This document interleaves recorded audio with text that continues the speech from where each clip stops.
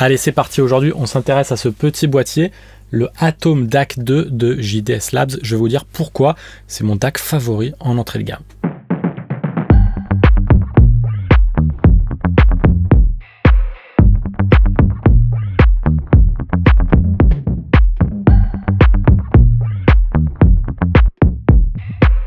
Alors, ce JDS Labs, la forme doit vous dire quelque chose, puisqu'il reprend le format du Atom Amp 2, et c'est pas un hasard.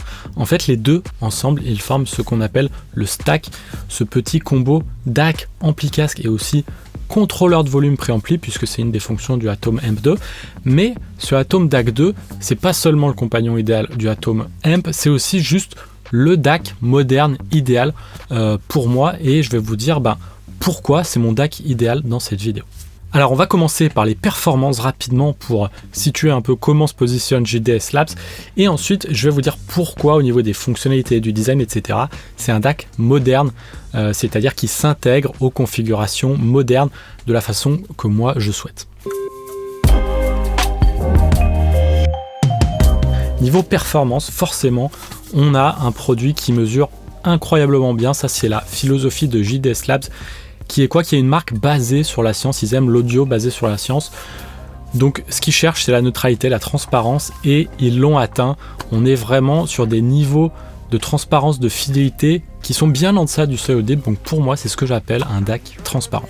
Après, il y a un débat évidemment sur les différences entre les DAC, et je suis le premier à penser évidemment qu'il y a des différences entre les DAC. J'ai fait une vidéo sur le sujet, mais je pense qu'aujourd'hui, on a atteint avec les DAC une certaine transparence, et moi, c'est ce que je recherche dans un DAC. Un DAC, je veux pas qu'il colore le son, je veux qu'il soit transparent, en tout cas en hi-fi, parce que si j'ai envie d'avoir une signature sonore un peu différente, c'est plutôt sur les enceintes, voire les amplis que je vais me tourner. Mais aujourd'hui, d'un DAC, je veux pas de son, je veux qu'il soit inaudible, et c'est le cas avec ce Atom DAC 2.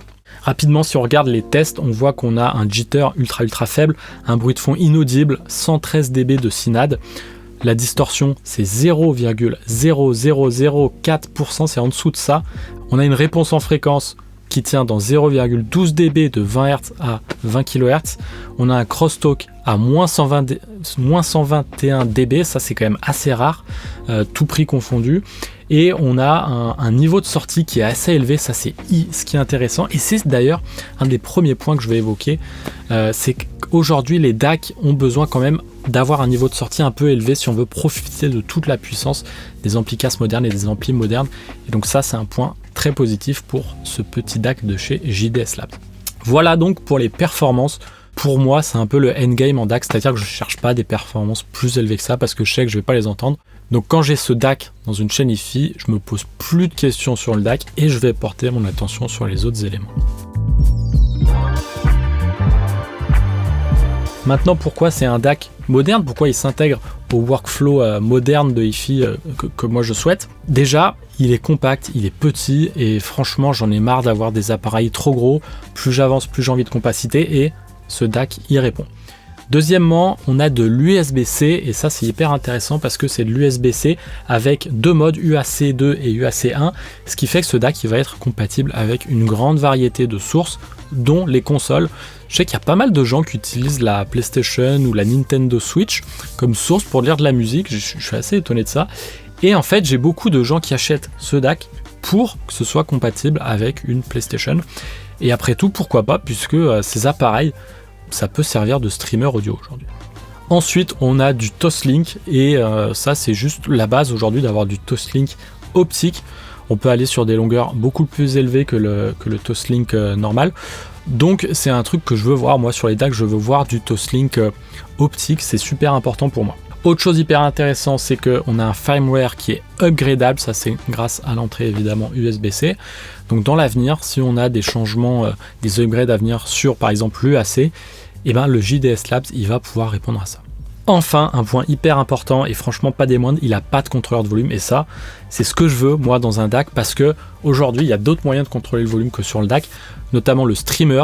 Maintenant, on a tous forcément un streamer en hi-fi moderne. Ou au niveau de l'amplification, par exemple, le stack de JDS Lab, ce qui est super, c'est que c'est l'ampli casque qui va servir de préampli de volume. On débranche le casque et ensuite les sorties RCA sont pilotées donc par ce bouton de volume.